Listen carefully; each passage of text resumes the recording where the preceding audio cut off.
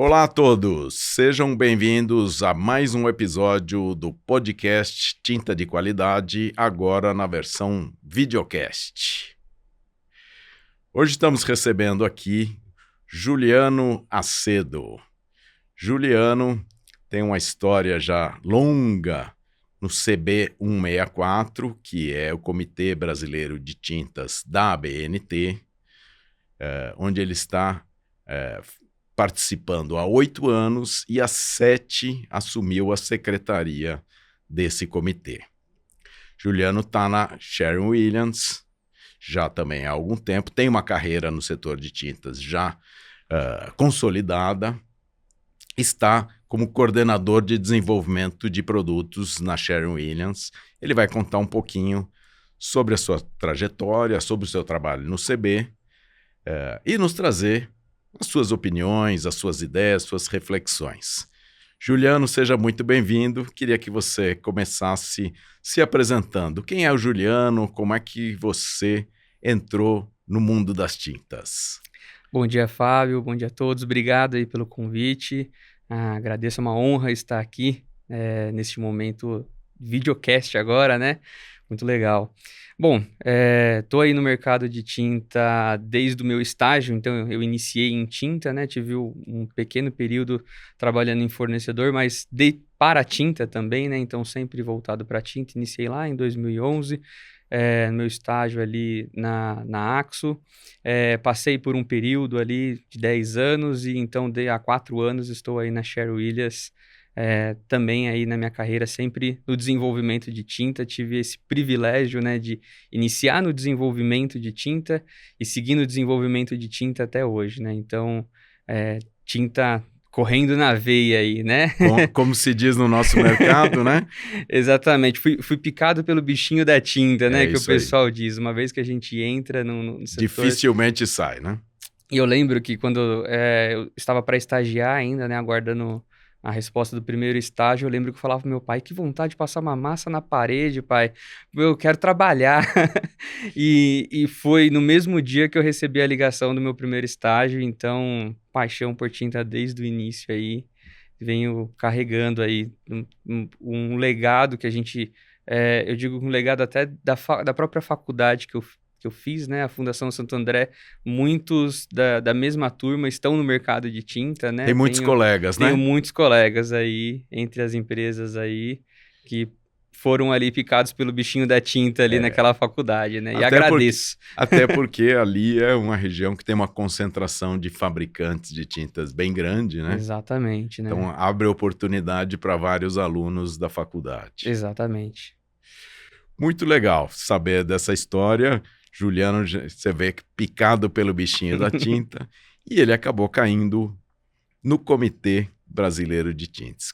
Como é que você foi parar lá no comitê? Nossa, foi muito legal. Eu entrei quando a gente estava na primeira revisão, grande revisão da 11702, né?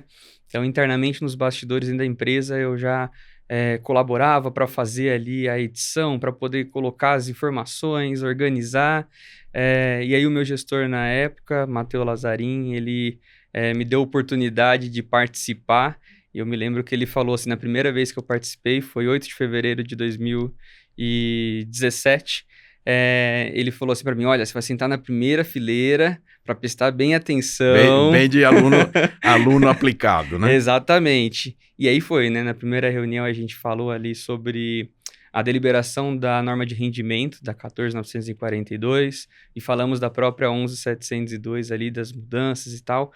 E desde então eu fui me desenvolvendo ali, né? Então eu tinha uma facilidade para decorar números, então alguém falava de uma norma, eu já citava o número da norma, eu falei assim, tá parecendo uma enciclopédia de normas, e aí, pelo gosto que eu fui tendo ali por normas, não é muito comum, né? As pessoas falam, gosto de ler norma, mas eu gosto de ler norma. E aí eu fui se desenvolvendo, então em 2018 eu fui convidado como secretário, né? Na época o coordenador William Saraiva, e segui. Até hoje, aí, estamos aí hoje com a Roberta Tavares, né, como nossa coordenadora na comissão e desenvolvendo aí normas, né? Eu falo que a comissão, eu tenho orgulho de participar da comissão, porque eu carrego dentro de mim um lema que a gente faz norma de consumidor para consumidor. É verdade, porque você também não deixa de ser consumidor, né? Exatamente. Então, quando a gente está desenvolvendo ali, eu fico feliz de poder participar disso, porque ali você está participando, gerando normas que, obviamente, têm um peso de lei pelo Código de Defesa do Consumidor, né? A gente vê lá no artigo 39 que existe um peso de lei para aquelas normas, e eu falo, poxa, eu estou contribuindo para uma lei. E para essa lei beneficiar o meu pai quando ele for comprar tinta, Isso. as pessoas. Então, eu sempre vou com esse olhar, independente da empresa que eu esteja trabalhando, né? Então, ainda mais como secretário, eu digo que quando eu sento ali na reunião, eu não sou o Juliano Sher Williams, eu sou o Juliano secretário do CB 164 ali, no qual eu tenho muito orgulho e prazer de participar. Que legal, isso aí é também um papel de cidadão, né, Juliano? Exatamente. Então, essa aí é um papel quase de cidadania, né, Juliano? Exatamente. Então, eu me sinto muito orgulhoso disso, né? Que eu olho hoje melhorias que que estão no mercado, né? Que os fabricantes puderam implementar e eu sei que elas foram fruto de um desenvolvimento que a gente fez como cidadão. Eu lembro quando a gente estava na revisão da 14.942, que foi uma grande mudança para o rendimento, que a gente trouxe ali uma isonomia na forma da comunicação, né? Eu lembro que eu estava na faculdade ainda, então eu peguei duas embalagens que tinham um rendimento expresso pelo espalhamento, antigo método, e agora rendimento, e eu levei com preço de embalagem, e eu fui na terminal rodoviário, terminal oeste do Santo André, e eu fui com papel ali na fila, falei, eu preciso fazer uma pesquisa, eu queria ver com vocês, o que vocês entendem? Esse produto aqui, tá certo ele ter preços diferentes, para você é o mesmo produto, e aí eu fui começando a pegar a percepção das pessoas, e eu vi que realmente aquilo que a gente estava fazendo traria para o mercado uma visão mais justa dos produtos, Uma informação né? mais clara. Uma informação mais clara, então isso me deu sentido naquilo que eu estava fazendo, né? Então eu fiquei muito legal essa ação feliz. sua aí, porque assim, você foi ver na prática, né? Como é que isso repercute na vida da pessoa comum que não tem conhecimento sobre tinta, né? Que compra tinta muito Exatamente. eventualmente. Exatamente. Eu lembro que quando eu entrei no setor de tinta, né? Eu fui tentar entender o porquê que a casa que meu pai pintou de vermelho esgotou tão rápido. Falei, nossa, não é possível que isso daqui aconteceu. E aí eu descobri que meu pai, ele não tinha se atentado que ele comprou uma tinta que era só de uso interior. Ele comprou uma tinta de classificação econômica e aplicou do lado externo da casa, na fachada. E aí eu falei, poxa, e tava claro a informação. Mas eu falei, o que precisa ter mais claro ainda para que o consumidor consiga olhar, então ter a conscientização ali do que o produto que ele está comprando para a indicação correta.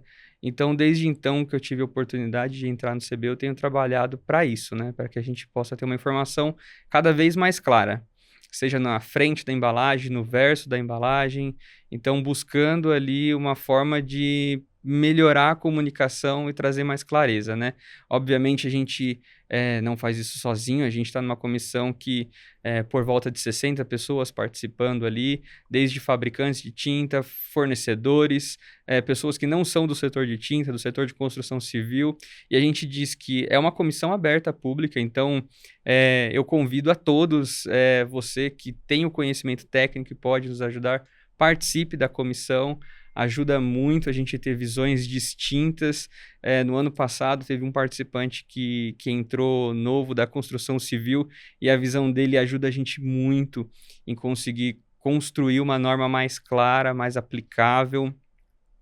E eu digo que pintores que poderiam estar participando com muito conhecimento técnico também em prática, ajuda a gente a fazer uma norma que cada vez mais vai refletir na qualidade das tintas para os pintores. Então, nós trabalhamos desde o início lá na qualidade percebida inicial, cobertura úmida, seca, resistência à abrasão, e hoje, cada vez mais, nós temos olhado para as tintas num nível de performance mais a longo prazo. Então, quando a gente olha para a especialidade, tintas emborrachadas, nós temos cada vez mais evoluído nas avaliações para que a gente garanta alguma tinta com uma qualidade a longo prazo. Cada vez mais a gente colocando ali esse nível de qualidade dentro das normas.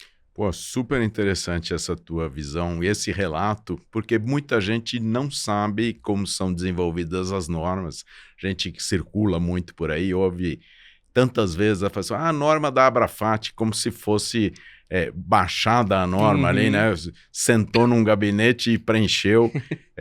Isso é muito importante ficar claro que as normas são desenvolvidas dentro de uma comissão que tem várias pessoas de várias origens, de várias empresas, de representação da sociedade, inclusive, que estão ali trazendo a sua visão, enriquecendo o debate, né? Para que a norma reflita não só o desejo de qualidade, de performance, né, da tinta, mas também a realidade que existe, técnica, né? É possível fazer aquilo que se deseja, né? É viável também economicamente fazer isso? Exatamente. A gente parte aí do princípio de que a norma ela tem que ser aplicável, ela tem que ter reprodutibilidade, repetibilidade. Esse é um grande desafio que a gente tem, trazer o conceito da aplicação do produto para dentro da norma, mantendo uma constância nos resultados, nas medições, até porque esses resultados fazem parte, como você disse, do PSQ, né? Muita gente, como você diz, confunde, né? Fala assim, a norma da Abrafat, né? Exatamente. Mas essa história começou muito lá atrás, né? A gente vem lá de uma conferência da ONU, lá no antigamente 76, na primeira conferência, depois em 96. Aí em 98 a gente cria aí o programa da qualidade do governo. Então a gente está falando que a Abrafat era um facilitador de um órgão do governo, né? A gente, de uma ferramenta do governo, uma iniciativa governamental, do governo federal. Então, isso ajuda a gente a entender que essas normas que são criadas, elas são ferramentas para essa melhoria do mercado, dessa isonomia que a Sim, gente busca no mercado, né? Mas elas não são criadas pela Abrafat. Eu brinco com algumas pessoas, falo assim, ó, não é reunião de condomínio onde só participa quem mora no condomínio.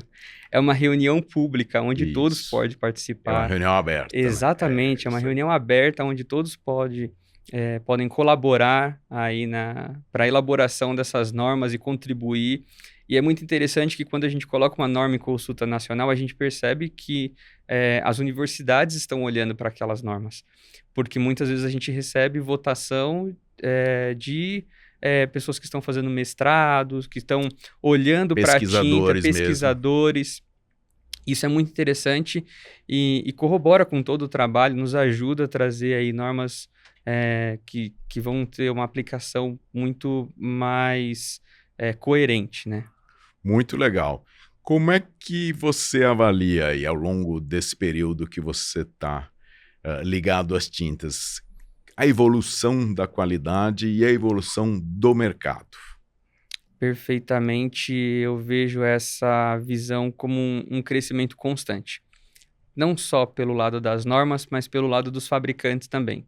A gente percebe o número de fabricantes que vem se adequando a essas normativas e a gente percebe o quanto que a gente conseguiu sair da conversa básica das 3 categorias iniciais, Economic, Standard, Premium, e avançar para outras categorias. Sim, Hoje nós temos normas para especialidades, como a gente falou de emborrachado, temos normas para texturas, que isso foi um grande avanço para a gente, porque a textura ela faz parte do acabamento da fachada. Muitas vezes a gente não tem ali uma tinta aplicada, a gente tem apenas a textura. sim. E precisamos ter qualidade nesses produtos também. Então, eu vejo o avanço não só no escopo das normativas, mas também no atendimento a elas, né?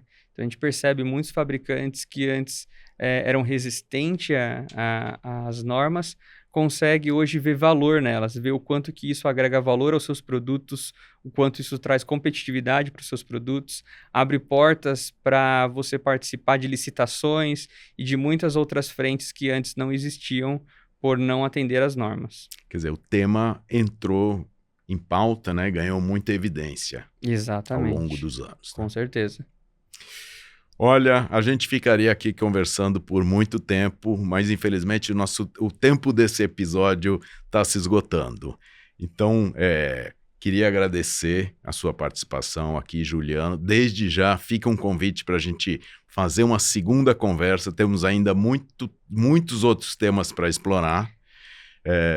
E Sim, foi uma grande alegria contar com a sua presença aqui hoje, neste episódio do podcast Tinta de Qualidade, agora no formato videocast. Muito obrigado e fico à disposição.